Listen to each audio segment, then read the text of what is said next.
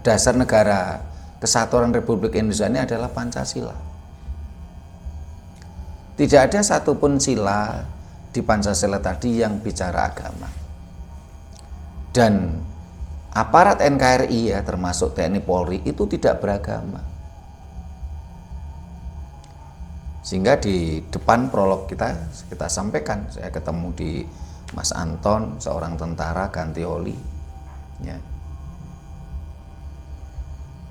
Kita juga prihatin ya istilahnya, kalau banyak TNI Polri, banyak aparat NKRI termasuk PNS yang tidak mampu memahami ideologi dasar negara Pancasila dengan baik dan benar.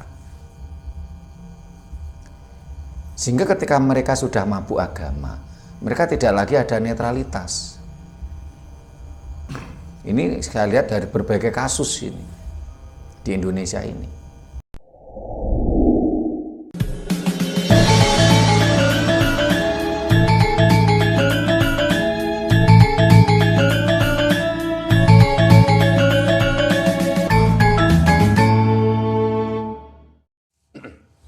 Rahayu. Para pemirsa Raket Prasaja TV channel yang kami hormati, selamat berjumpa kembali dalam kegiatan Yayasan Raket Prasaja, Lembaga Pengkajian, Pelestarian, dan Pengembangan Budaya Nusantara. Nah, para pemirsa, siang tadi saya pas main ke tempatnya Mas Anton. Itu kebetulan ada seorang TNI pangkat kapten, tapi dari Bintara kaptennya, bukan dari Akmil. Itu sedang ganti oli. Sambil menunggu Mas Anton ganti oli mobilnya, si TNI tadi duduk di sebelah saya, terus ngobrol. Secara tidak langsung ada sebuah obrolan yang awalnya bicara tentang bagaimana dia menjadi seorang TNI, ya. Dan ada saudaranya yang mau jalan-jalan. Obrolan tadi berkembang dan dia menceritakan kalau di kesatuannya ada namanya kegiatan bintal agama, pembinaan mental, bintal keagamaan. Terus saya mengatakan, loh, TNI Polri ini adalah aparat NKRI. Dan NKRI itu berdasarkan Pancasila. NKRI bukan negara agama. Sehingga seharusnya aparat NKRI itu tidak beragama. Nah, si TNI ini kaget ketika saya mengatakan aparat NKRI ya, dalam hal ini karena beliaunya itu seorang TNI. Saya mengatakan TNI itu tidak beragama. Aparat NKRI itu tidak beragama. Karena NKRI bukan negara agama. NKRI NKRI ini memiliki dasar negara adalah Pancasila. Dari 5 sila di Pancasila tidak ada satupun sila yang mengamanatkan, yang berbicara mengenai agama. Nah, nampaknya sang TNI ini kaget,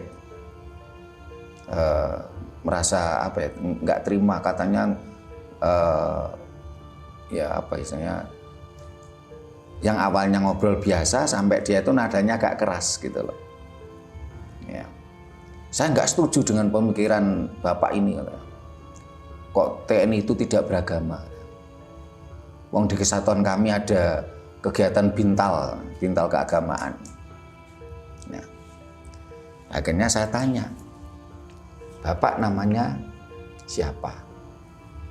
Mohon maaf, ini tidak saya sebut nama asli beliaunya, karena ini hanya untuk contoh saja. Taruhlah namanya Bagong. Ya. Saya tanya, sekarang Pama atau Pamen?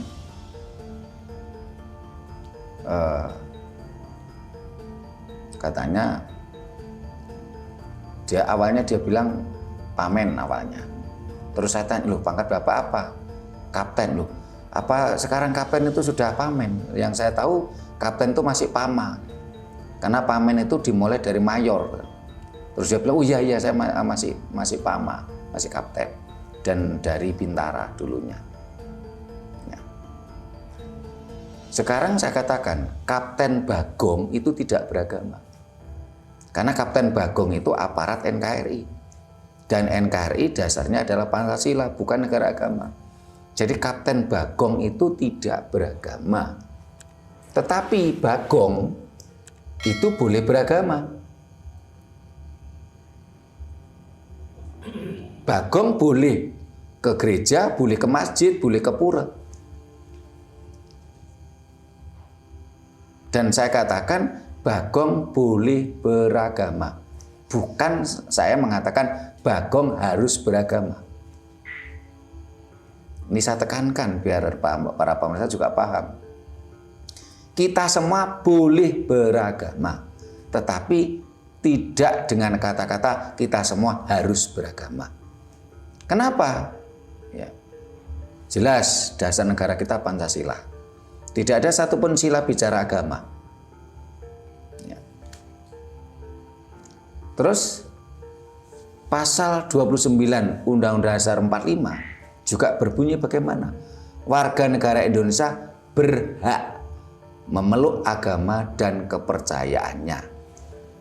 Harus kita garis bawahi apa? Berhak. Kata hak boleh dipakai, boleh tidak. Ya.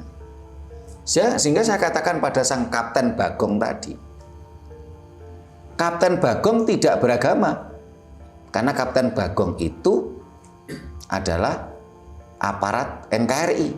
Tapi kalau Bagongnya pribadi Bapak, ini boleh pergi ke gereja, boleh pergi ke pura, boleh pergi ke masjid, boleh beragama, tapi tidak harus beragama. Si Kapten Bagong tadi kaget. Loh, kalau TNI tidak beragama berarti ateis dong. Saya nggak sepakat dengan pemikiran Bapak. Loh, saya katakan nggak sepakat boleh-boleh saja. Ayo kita belajar bareng, saya katakan. Bapak harus paham apa itu ateis. Kok Bapak mengatakan kalau TNI tidak beragama itu berarti ateis? Ya. Nampaknya Bapak ini kurang begitu pandai menguasai istilah bahasa nampaknya, sehingga dia sempat kaget sampai nada suaranya agak tinggi. Nggak bisa, saya nggak sepakat dengan pemikiran Bapak, ke saya begitu. Kalau TNI tidak beragama berarti ateis dong. Saya katakan ayo belajar bareng Pak. Nggak sepakat boleh-boleh saja. Bapak harus paham yang dimaksud beragama dan bertuhan itu beda. Pancasila itu sila pertama adalah ketuhanan yang Maha Esa. Bukan bicara agama. Yang namanya ateis adalah tidak percaya tentang Tuhan. Sebenarnya kalau pemaknaan yang sebenarnya bukan ateis itu bukan tidak percaya kepada Tuhan, tetapi ateis itu sadar betul kalau tidak mampu. Ya. Orang-orang ateis itu bukan tidak percaya pada Tuhan, tetapi orang-orang ateis itu sadar betul kalau mereka tidak mampu mendefinisikan Tuhan. Karena Tuhan itu memang maha segalanya.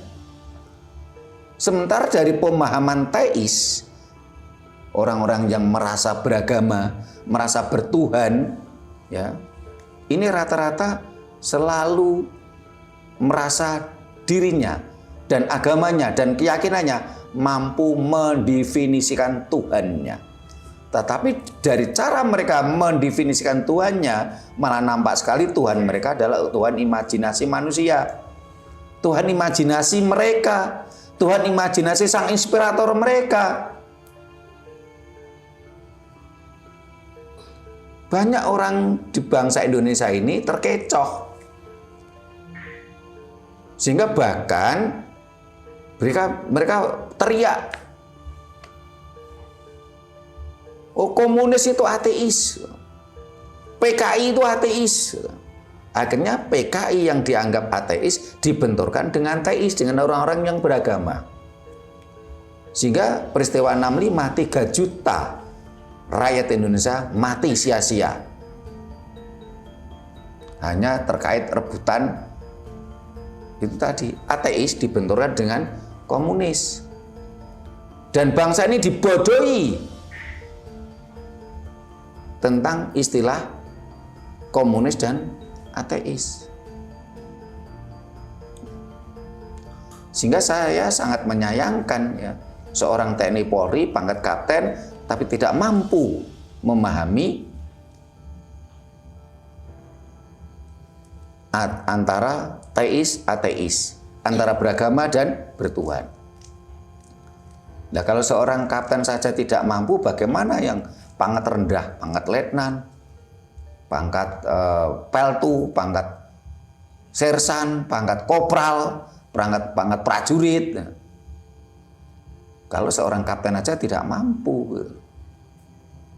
memahami makna tentang teis, ateis, ya, beragama ataupun bertuhan. Terus saya mengatakan tadi, Kapten Bagong itu tidak beragama. Tapi kalau Bagongnya silakan, boleh beragama. Nah, baru dia sedikit paham. Oh, yang Bapak kritis itu pakaiannya. Sedikit paham saya katakan. Ya.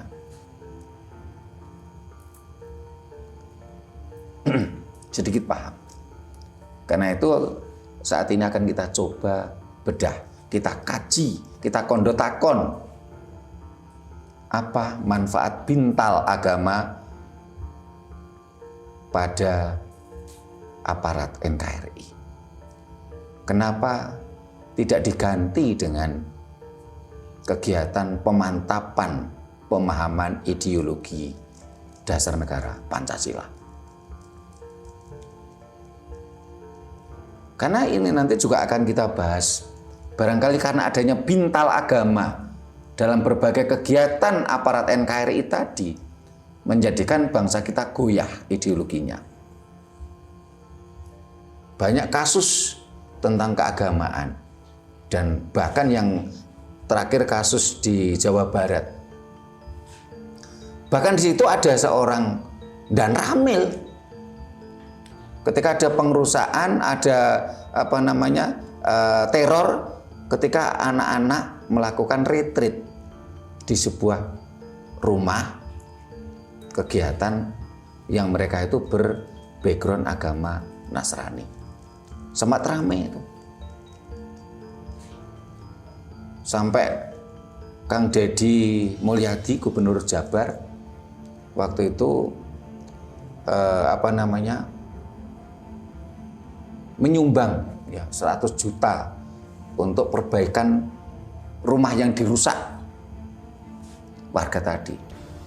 Kan kita sayangkan di situ ada, kalau di videonya kita lihat ada yang berseragam TNI, ada yang berseragam polisi ya. Kalau nggak salah polisinya bahkan Kapolsek waktu itu. Nampaknya aparat NKRI ini seringkali tidak mampu memahami kalau TNI Polri atau aparat NKRI ini tidak beragama. Karena adanya bintal agama inilah barangkali ya, ini sebuah analisa ya, menjadikan dampak yang buruk dari penelitian Denny J.A. ini dikabarkan PNS kita yang terpapar agamis radikal ini mencapai 30%. Sementara TNI Polri yang terpapar agamis radikal mencapai 3-5%. Ini sangat berbahaya. Kenapa? TNI Polri itu pegang senjata. Kalau yang terpapar radikalisme itu taruhlah komandan batalion, oh ini kan berbahaya. Sementara bawahnya satu batalion harus nurut dengan pemahaman-pemahaman agamis radikal tadi, ini kan berbahaya. Karena itu akan coba kita kaji sebagai bentuk kita mengkritisi aparat kita sebagai kontrol masyarakat. Ya. Nah, sebelum itu seperti biasa akan dibuka tembang ini sama Mas Anton dan Bu Nani. Silakan, monggo. Rahayu. Rahayu. Singgah singgah kala singgah pansumingkah durga kala sumingkir sing asira sing asuku singatan kasat mata sing tenggak sing ngawulu sing bahu kabeh padha sumikira ing telenging cala nidi aja anggota lan rencana apaning sun ya sun jatining urip dumadiku saka enu haneng-hanenging cipta singgasana ing tawang-tawang prajaku sinebut pura kencana bebentenging rajek wesi. Rahayu. Rahayu. Monggo lanjut Bu Nani. Kulanya Benu Gadrun. Nggih, monggo. Rahayu. Rahayu. Sikro milir sang ketek si nenggo bajul kawan doso anjakeni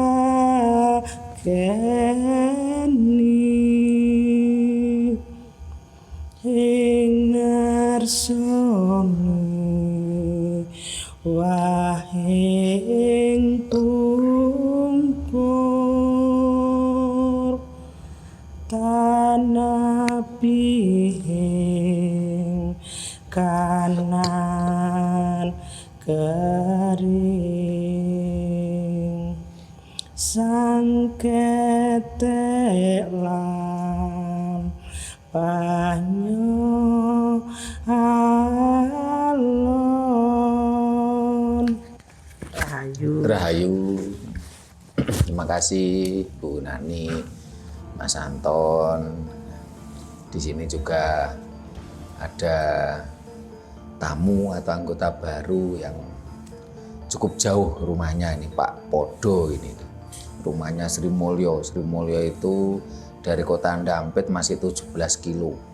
Hampir sama dengan dari Bumiayu ke Kepanjen. Terus dari Ndampit ke sini, ini berapa kilo Pak Ki? Ndampit ke sini? Sekitar 30 kilo. Wah, jauh sekali. Sendirian sepeda motoran. Dan bagi para pemirsa Rakyat Prasaja TV Channel yang rumahnya di sekitar Malang, termasuk yang barusan komentar kemarin namanya Pak Sugianto kalau nggak salah, yang di sekitar Malang yang mau gabung silahkan. Kita ada kegiatan setiap Sabtu malam. Ya. Sabtu malam kita ada rekaman seperti ini. Kalau setiap Kamis malam kita ada pembelajaran samadhi. Ya. Mudah-mudahan semakin banyak bangsa ini yang tercerahkan. Karena perjuangan ini perjuangan besar. Kita ingin bangsa ini tercerahkan, sadar dan bangkit. Tidak lagi menjadi budak bangsa lain dan tidak lagi memuja-muja bangsa lain, memuja-muja leluhur bangsa lain, tetapi malah menghinakan leluhur sendiri. Nah, para pemirsa, kita kembali ke tema kita. Apa manfaat bintal agama pada aparat NKRI? Kenapa tidak diganti pemantapan pemahaman ideologi dasar negara Pancasila?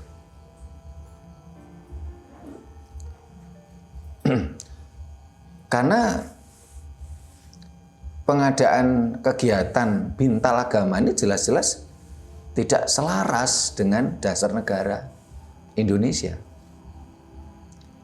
Karena dasar negara Kesatuan Republik Indonesia ini adalah Pancasila. Tidak ada satupun sila di Pancasila tadi yang bicara agama. Dan aparat NKRI ya, termasuk TNI Polri itu tidak beragama. Sehingga di depan prolog kita sampaikan, saya ketemu di Mas Anton, seorang tentara ganti oli. Ya. Kita juga prihatin ya istilahnya, kalau banyak TNI Polri, banyak aparat NKRI termasuk PNS yang tidak mampu memahami ideologi dasar negara Pancasila dengan baik dan benar. Sehingga ketika mereka sudah mabuk agama, mereka tidak lagi ada netralitas. Ini saya lihat dari berbagai kasus ini di Indonesia ini. Karena seharusnya mereka sadar, ya. Tadi kalau saya gambarkan kan Kapten Bagong tadi ya. Kapten Bagong itu tidak beragama, sehingga ketika sang Kapten Bagong tadi menghadapi problem di masyarakat, taruhlah salah satunya kasus yang kemarin rame di Jawa Barat. Kalau sang aparat tadi itu paham betul, kalau dia tidak beragama, dia akan netral. Bukan malah memihak kepada masyarakat yang dianggap mayor. Sementara yang korban ya waktu itu non muslim ya sampai mengalami, sang siswa yang ikut retret mengalami trauma karena mendapatkan kekerasan. Rumah yang untuk retret rusak ya.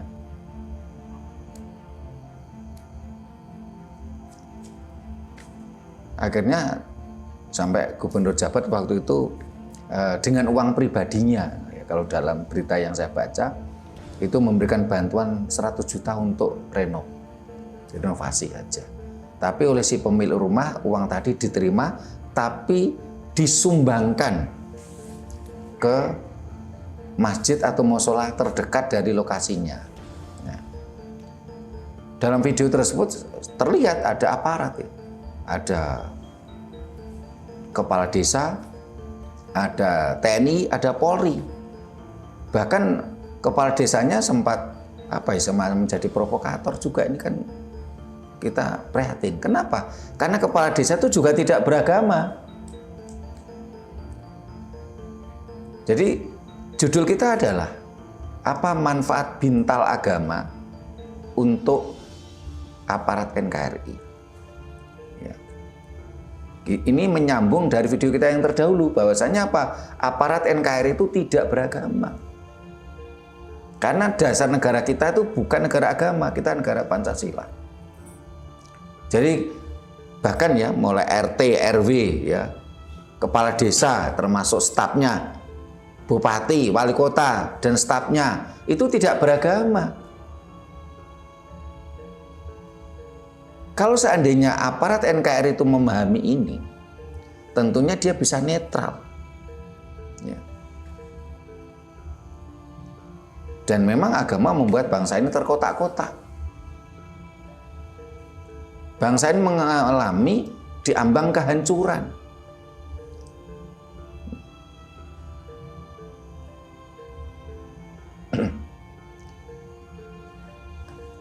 Kenapa kegiatan tadi tidak diganti saja dengan kegiatan yang bersifat pemantapan pemahaman ideologi negara Pancasila.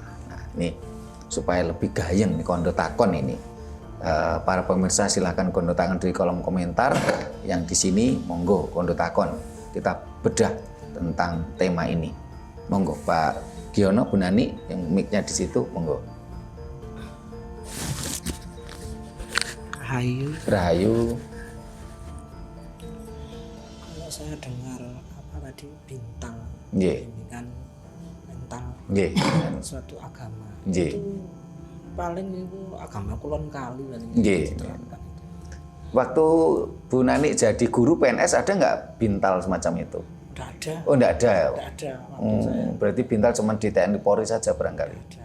Ya cuma ada PNS yang terlalu ekstrim gitu. Ya setiap saat meninggalkan kelas, melaksanakan ibadah. Nggih. Itu saya sendiri ya bukan benci, Nggih. tidak pernah menging, asal Nggih. kita lihat celah yang mana yang untuk ibadah itu. Dan dia sudah korupsi itu kan. Korupsi waktu. Iya, korupsi Jelas waktu. itu Karena merugikan. dia mendapat, dia sebagai PNS, aparat negara yang berdasarkan Pancasila, ya, dia digaji oleh negara, Ya. tapi waktunya untuk kepentingan pribadi. Dan mereka itu ternyata egois, Nggih. seolah-olah yang ditakuti itu gustinya, Ya, Tuhannya. Tuhannya. Ya. Tidak takut dengan pemerintah yang menggaji Nggih. ataupun pimpinan Nggih. langsung. Nggih.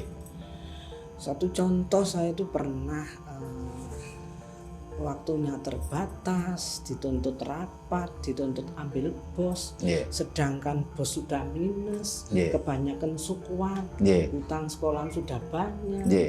Itu akhirnya kan kita itu berlomba-lomba Nggih. mengambil nomor ke bank. Nggih.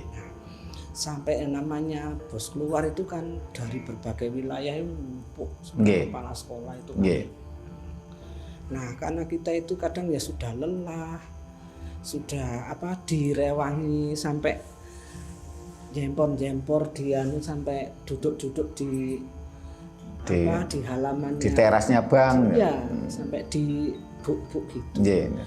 Nah, waktunya dipanggil melaksanakan ibadah, Nggih. tapi bukan ibadah sesuai panggilan Torah, Nggih. ibadah yang lain.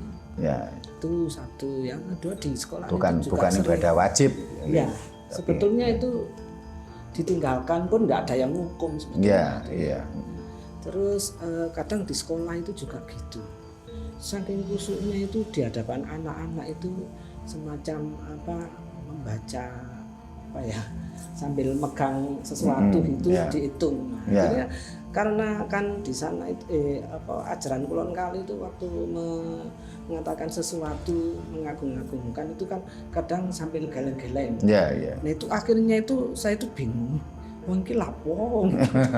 Saya itu takut anak-anak itu nanti menilainya bagaimana ini nggak popo Pak Guru ini atau Bu Guru ini. Gitu.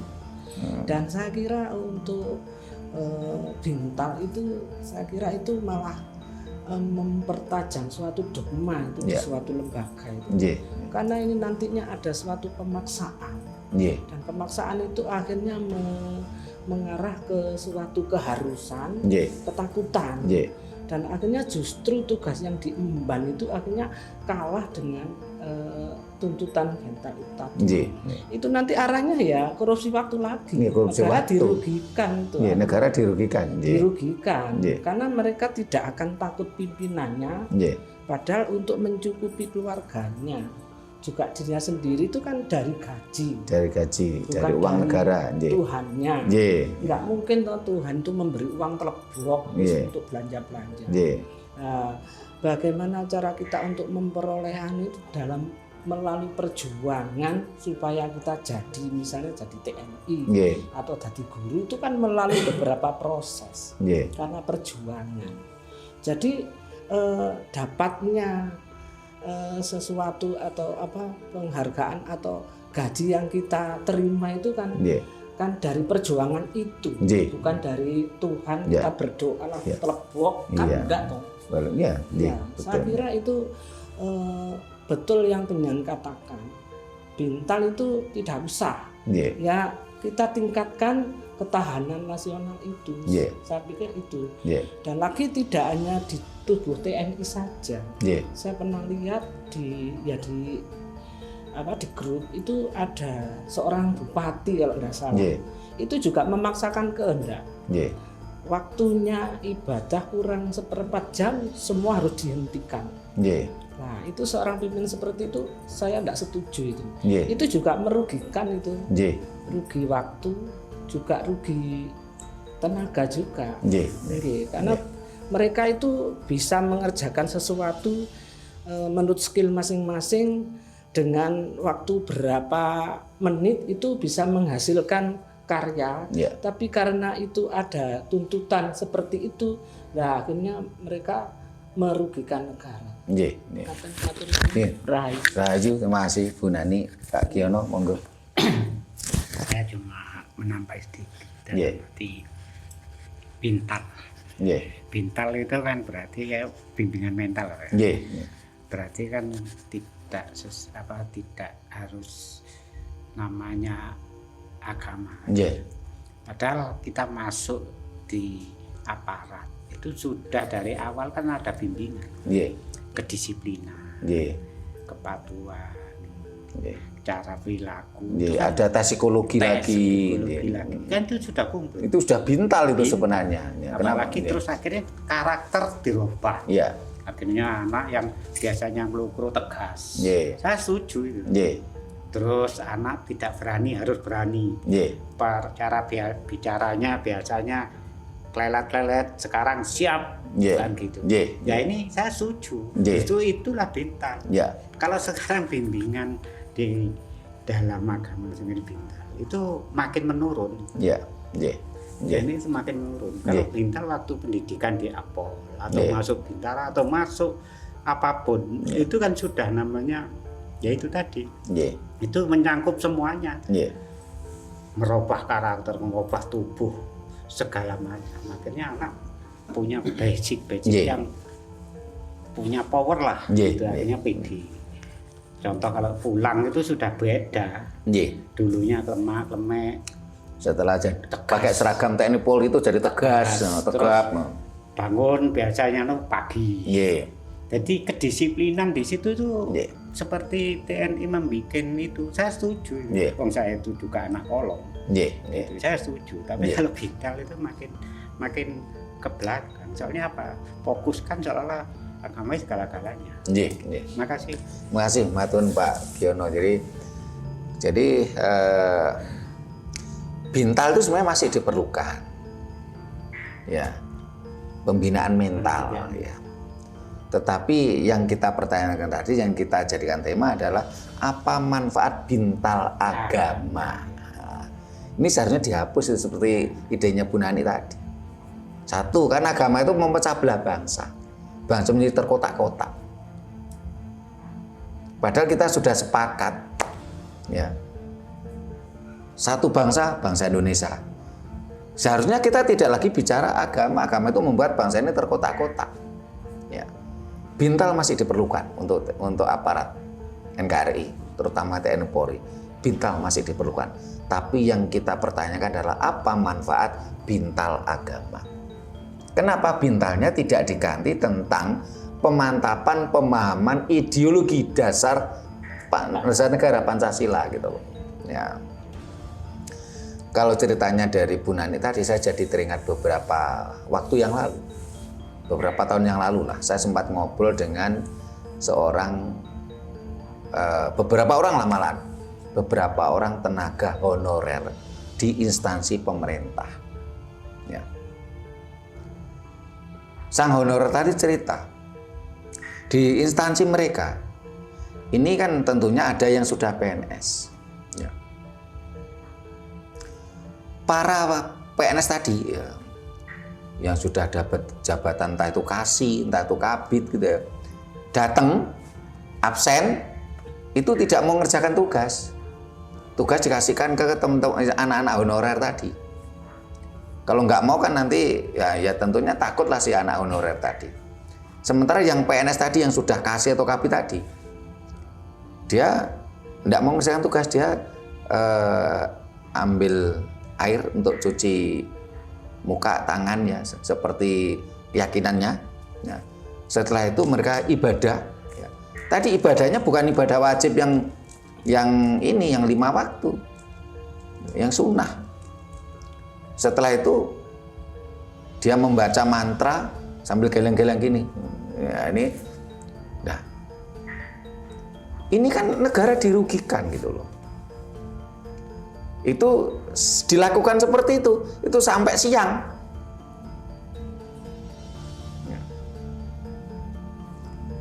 Ya mudah-mudahan cerita sang honorer tadi, mudah-mudahan tidak semua instansi seperti itu. Tidak semua PNS seperti itu gitu. Jadi kalau ada pekerjaan dibebankan ke yang honorer gitu loh. Karena dia merasa PNS walaupun nggak kerja itu loh tetap gaji utuh gitu loh. Dan sulit dipecat gitu loh. Beda dengan honorer yang kadang-kadang kan cuman SK kepala sekolah atau SK kepala dinas yang jangka waktunya kan cuma 6 bulan kalau nggak salah SK honorer itu. Sehingga sang honorer itu walaupun bayarannya hanya cukup untuk beli sabun pun ketakutan gitu loh. Ya. Aparat kita benar-benar semakin istilahnya kredibilitasnya menurun, kualitasnya menurun, produktivitasnya juga menurun gara-gara agama. Bangsa ini semakin terperosok, mundur ke belakang karena agama.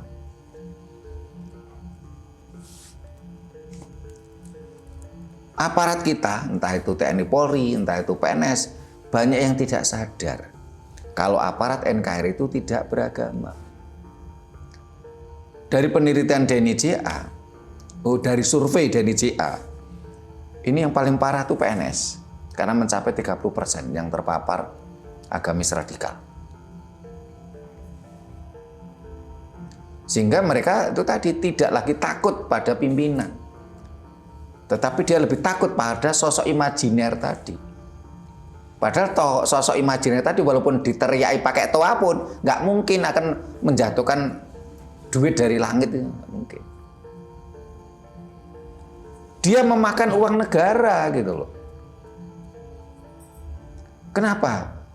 Dia tidak konsisten dengan sumpah PNS-nya, sumpah TNI Polri-nya, sumpah aparat negaranya. Dia disumpah di situ. Yang dia seharusnya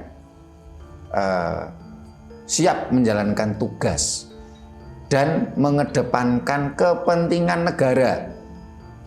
Ya, ini sumpahnya kan seperti itu. Saya dengar pernah saya baca. Jadi mereka bersumpah untuk mengutamakan kepentingan negara dibandingkan dengan kepentingan kelompoknya, kepentingan pribadinya gitu loh. Tapi dalam prakteknya mereka kan Bahkan negara pun dirugikan gitu loh. Kebalikannya. Nah, sudah pegang mic, mau nambah lagi Bu Nani, monggo. Saya menegaskan di sini tadi dikatakan bahwa seorang yang senior itu kadang datang terus nggak kerja, Kak. Ini kalau di dunia pendidikan nggak bisa. Ini saya tegaskan di sini karena kita menyangkut anak didik. Jadi ditinggal noleh aja gelut kok anak-anak itu. Kalau yang Bu Nani ceritakan tadi, yang guru yang geleng-geleng tadi, iya. Itu akhirnya muridnya juga ya diam, cuma kan kelasnya tinggi. Maksudnya saya itu takut kalau anak-anak itu nanti mempunyai prediksi guru ini opo gitu. Sakit ayan atau sakit jiwa gitu loh. Nah, yang kok geleng-geleng sendiri gitu. Nah, yang saya maksud tadi yang tugas itu dibebankan pada honorer. Kalau di dunia pendidikan terutama yang saya bina itu tidak ada. Tidak ada. Karena apa? Ini menyangkut anak. Nah, anak itu kalau disambi itu tidak bisa. Terutama anak kecil. Ya, itu sudah lain rawaminnya masalah. Untuk dunia pendidikan tidak bisa. Tidak tahu kalau tempat lain. Yang honorer yang cerita ke saya memang bukan dari dunia pendidikan, di instansi pemerintahan. Nah, begitu perjuangannya honorer yang ada di pendidikan, tidak sama perjuangannya dengan yang instansi lain. Nah, karena dunia pendidikan itu kita itu sudah adanya bos itu seperti melangkah dalam pagar. Kita itu cukup gak cukup yo iku ke sebarang-barang. Itu pun harus mengetahui orang luar terutama komite. Kita harus selalu koordinasi masalah PSN, peran serta masyarakat. Itu harus. Jadi kadang kebutuhan untuk honorer itu memang kurang. Nah, kadang itu kendala ini saya juga curhat ini. Kendalanya itu kalau menjelang hari raya itu. Sementara PNS-nya kan dapat THR. Gaji ke-13, gaji ke-14 ya. Bagaimana dengan honorer kadang itu melas kasihan gitu kan. Kadang memang teman PNS ini memang ya urunan gimana pun. Kadang saya sampai mengumpulkan buku-buku yang sudah tidak terpakai, adanya suatu penghapusan, laporan, terus saya jual, jujur saja itu nyelengi untuk honorer. Nah, ya mudah-mudahan sekarang itu karena honorernya itu sudah diangkat P3K semua. Mudah-mudahan tidak seperti saya. Bagaimana saya itu sampai mengumpulkan barang-barang bekas itu. Jadi ada seorang guru yang setia. Tolong Mbak golekno wong sing tukang tuku barang rosokan. Disitulah bisa mensejahterakan honorer. Ini hanya curhat saja. Semoga sekarang sudah makmur ya. Matur nuwun. Terima kasih Rahayu Bu Nani. Jadi memang yang saya ceritakan tadi tidak di dunia pendidikan, tapi di instansi pemerintahan. Dan yang saya tahu adalah di pemerintahan kabupaten. Tidak perlu saya sebut Kabupaten Manang. Bahkan saya dulu sering waktu saya ngurusi Depstore, ya, pertokoan. Saya awal di Malang tahun 92, 93 kan saya ngurusi saya punya bisnis waktu itu kan alat tulis sekolah. Ya. Otomatis kadang-kadang urusan di mall, di Depstore ya. Bahkan istri saya waktu itu koordinator SPG Areal Malang. Ya. Waktu saya ke mall, waktu itu saya sering melihat banyak orang berseragam PNS. Iya, coklat-coklat itu main di mall, padahal masih jam kerja. Ya. Mereka lupa kalau dia ini digaji negara. Ya. Walaupun sudah ada bintal agama, ya, nyatanya tetap tidak bermoral kok. Dia lupa kalau dia makan gaji dari negara, jam-jam kerja dia di mall. Ketika saya mulai ada kedekatan dengan beberapa pejabat, saya sering main ke instansi, ternyata juga lebih parah lagi. Seringkali jam-jam kerja banyak yang main pingpong, main catur, ya. Produktivitasnya kurang. Dan seringkali anak-anak honorer itu yang dipaksa untuk bekerja. Ya. Karena PNS itu kerja nggak kerja tetap dapat gaji. Gitu. Ya. Berarti apa? Kita pertanyakan, apa manfaat bintal agama bagi aparat NKRI? Kenapa tidak diganti saja pemantapan pemahaman dasar negara Pancasila? Kalau orang benar-benar paham tentang Pancasila, salah satunya adalah kemanusiaan yang adil dan beradab, tentunya mereka akan melayani, karena sebagai aparat ya, mereka melayani masyarakat ini secara objektif, tanpa pandang bulu, tanpa pandang pakaian masyarakat yang kita hadapi. Entah yang pakaiannya itu, yang kita hadapi itu misalnya beragama A, B, C, tidak akan kita lihat. Dia objektif. Saya lihat kasus-kasus berbagai konflik keagamaan, konflik umat beragama di Indonesia seringkali dipicu dari aparat sendiri karena tidak objektif. Aparat tidak paham kalau namanya RT. Lah ini kasus di Lampung kan juga RT itu yang menggerecoki orang di gereja. Ya. Termasuk tadi yang kasus di Jawa Barat tadi. Mereka tidak paham gitu loh. Aparat NKRI ya, mulai RT, RW, Kades, Bupati, Gubernur, Menteri, Presiden itu tidak beragama. Termasuk tadi TNI Polri itu tidak beragama. Sehingga tadi saya gambarkan Kapten Bagong itu tidak beragama. Tapi kalau Bagongnya secara personal boleh beragama. Dan saya tekankan lagi, boleh beragama, bukan harus beragama. Karena Undang-Undang Dasar 45 pasal 29 jelas mengamanatkan apa? Bunyinya warga negara Indonesia berhak memeluk agama dan kepercayaannya. Kata berhak, kata hak, berhak itu bukan wajib. Ya. Sehingga dari dasar Pancasila dan Undang-Undang Dasar 45 khususnya pasal 29 seharusnya peraturan pemerintah nomor 1 tahun 1966 yang berbunyi warga negara Indonesia harus memeluk agama yang diakui oleh pemerintah seharusnya dibatalkan, dicabut peraturan pemerintah tadi. Karena agamanya sumber konflik, agama sumber masalah, agama selalu mengkotak-kotak bangsa ini. Kita kedepankan kemanusiaan yang adil dan beradab. Oh, ada juga, mohon maaf ini, ada beberapa orang yang berkata, semua agama itu baik.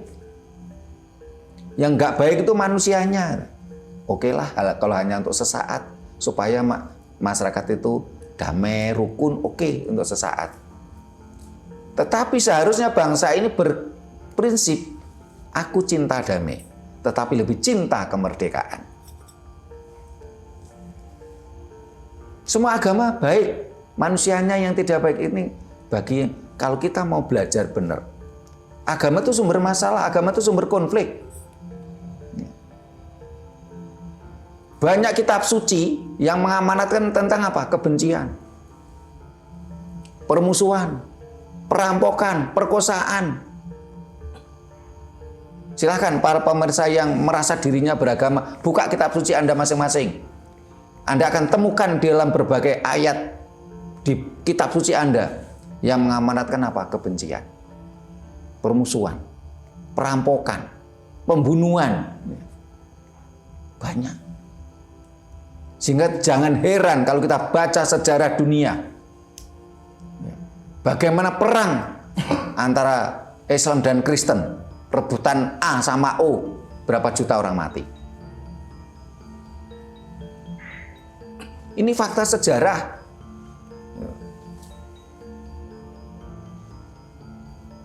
Terus bagaimana tentang perang inkusisi sesama Kristen? Berapa juta orang mati? Harus kita buka fakta sejarah.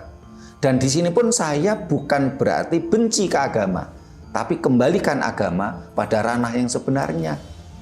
Bagaimana? Agama adalah ranah pribadi.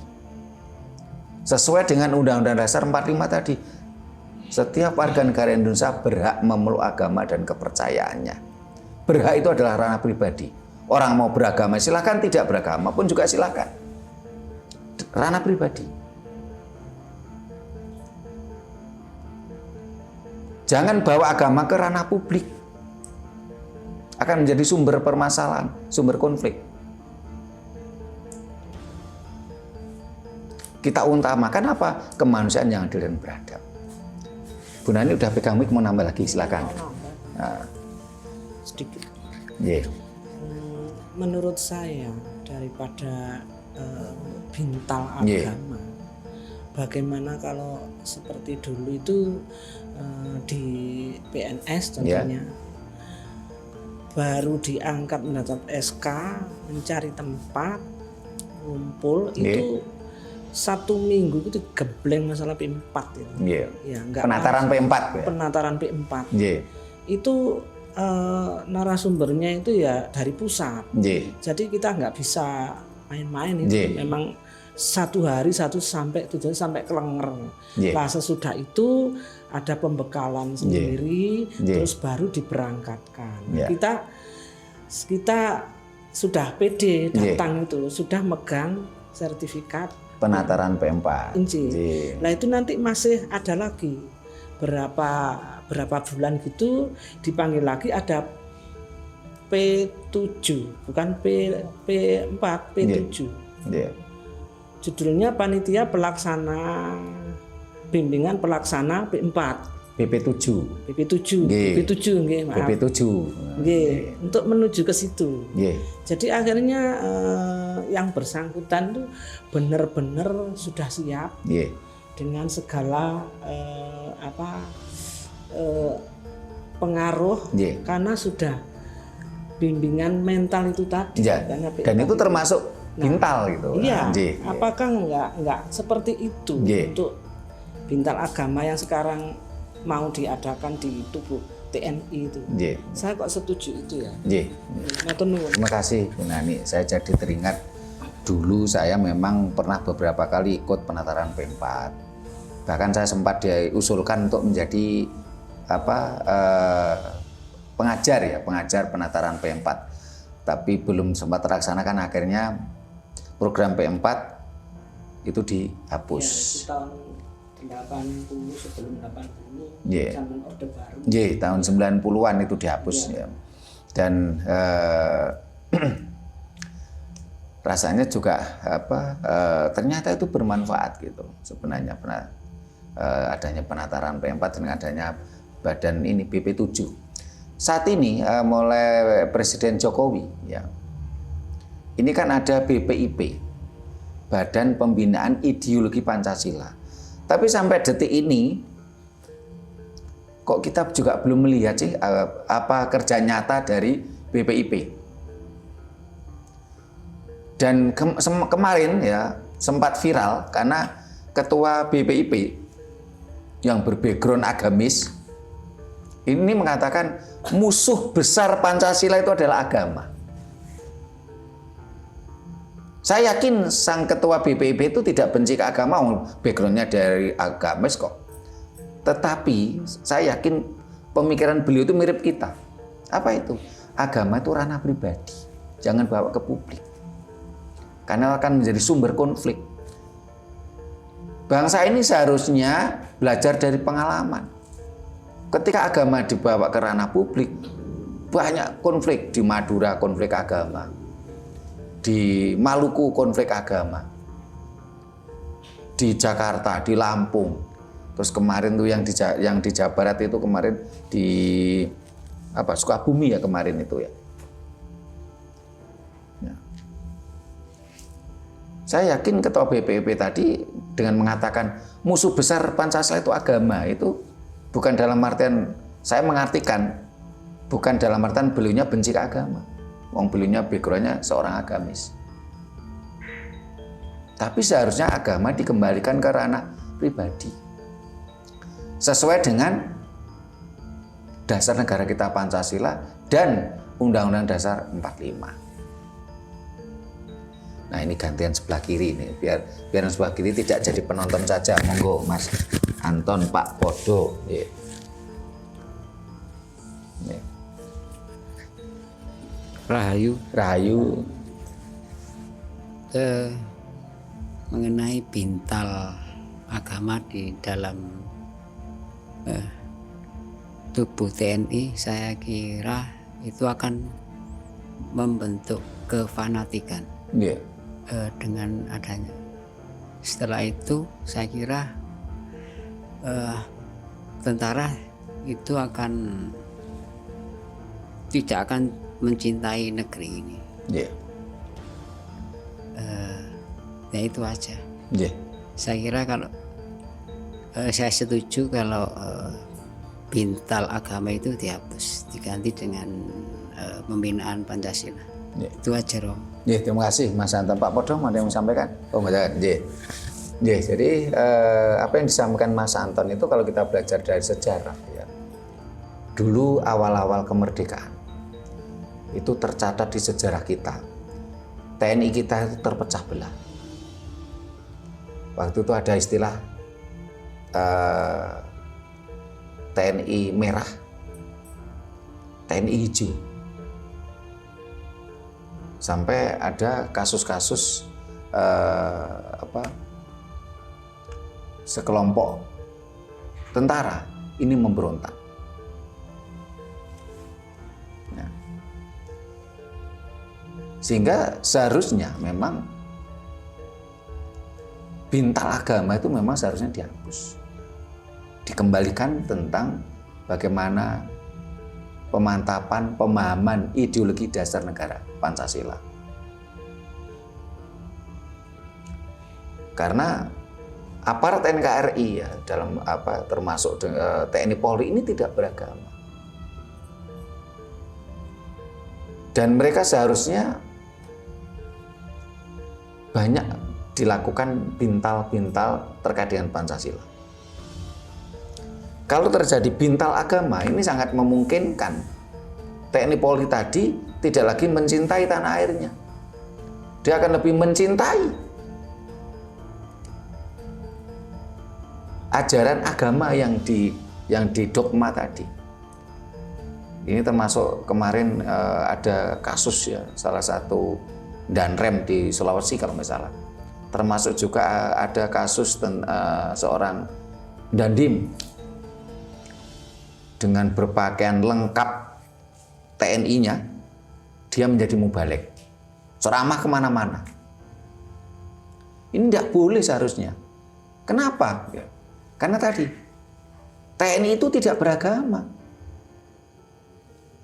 Kalau seorang Dandim tadi, karena dia memiliki keahlian ceramah agama, boleh saja, tapi jangan pakai seragam TNI. Karena yang jadi mubalek itu pribadinya. Taruhlah yang jadi Dandim tadi, taruhlah Letkol Petro gitu ya. Kalau jangan sebut Letkol Bambang, nanti ada kok Letkol Bambang kok. Ini kan contoh gitu loh. Letkol Petro gitu ya. Kalau Dandim kan rata-rata kan pakaiannya kan Letkol. Kalau Korem biasanya kolonel biasanya ya. Taruhlah Letkol Petro ini ya. Ini tidak beragama. Tapi kalau pribadinya si Petro ya, karena dia punya keahlian ceramah, ya silahkan jadi mubalek. Ini kemarin kan terjadi itu Komandan Dandim di Jawa Timur malahan. Dengan bangganya dia dengan pakaian seragamnya, ya, dia menjadi mubalek. Kita tidak benci pada beliaunya yang pintar ceramah. Tetapi harus sadar kalau Letkol Petro tadi tidak beragama gitu loh. Kalau Petronya boleh jadi mubalek. Siapa sih yang nggak mau jadi mubalek? Wong amplopannya tebel kok. Nah. Bahkan kita pernah dengar toh seorang mubalek di hadapannya ada Kapolda, ada Pangdam, dia mengatakan bayaran saya lebih banyak daripada itu. Nah, wah, kita sebagai masyarakat itu terpukul itu. Ada seorang mubalek ya, merasa dirinya mubalek kondang, dia menghina aparat kita yang seorang Pangdam, seorang Kapolda yang katanya bayarannya masih kalah sama dia loh. Ini di hadapan banyak umat loh itu. Barangkali kalau kita cari di medsos masih ketemu itu videonya. Ya.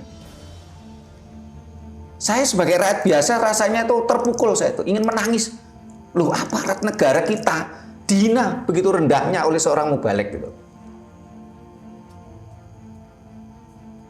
Dan mereka hanya mantuk-mantuk saja gitu loh. Terus ada lagi dengan pakaian TNI Polri lengkap dan dia seorang perwira. Dia berjalan munduk-munduk ya. Kayak orang nyembah pada seorang Habib. Cium tangannya, bahkan cium kakinya. Loh, ini kan merendahkan aparat NKRI gitu loh. Kalau tadi saya katakan Letkol Petruk ya ini hanya contoh kok ini. Kalau si Petruknya tadi mau nyembah Habib, mau menyembah tokoh agama silahkan. Tapi Letkol Petruk itu kan aparat negara, enggak boleh seperti itu gitu loh. Harus sadar, harus paham kalau dia ini adalah aparat negara. Di pundaknya ya, di seragamnya ini ada sebuah tanggung jawab gitu loh.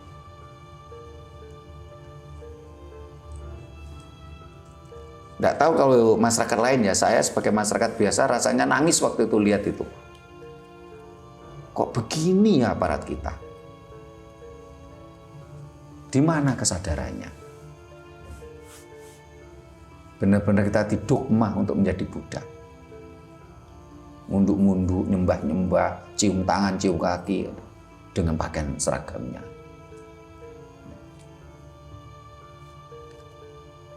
Mudah-mudahan apa yang kita bahas saat ini adalah bentuk kritik sosial dari kita masyarakat terhadap aparat NKRI. Dan kita pertanyakan, apa manfaat bintal agama pada aparat NKRI? Kalau tidak ada manfaatnya, kenapa nggak dihapus saja? Diganti dengan kegiatan pemantapan, pemahaman, ideologi dasar negara Pancasila. Ada lagi mau disampaikan Pak Giono, Bu Nani? Sampun. Ya.